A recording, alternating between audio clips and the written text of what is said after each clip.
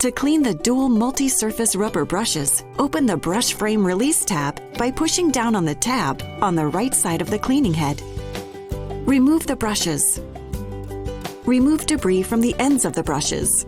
Remove the gray brush bearings and clean around and under them.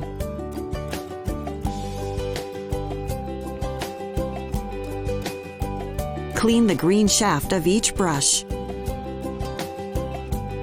Repeat this process for the second brush.